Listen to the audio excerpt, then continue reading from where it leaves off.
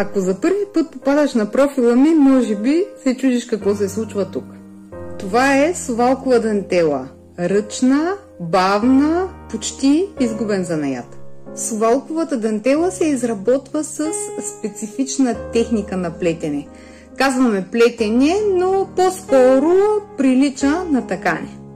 А знаеш ли, че вече в България има стенопис, на който е изобразена жена, която плете совалкова дантела? А ти, дори да не плетеш, можеш да станеш посланник на дантелата. Как може да си част от това? Застани пред дантеления стенопис, направи си селфи и го сподели в социалните мрежи, като тагнеш профилите ни. Благодаря ти! Каква ти ще помогнеш изкуството да достигне до още повече хора? Да запазим и съхраним част от културното ни наследство.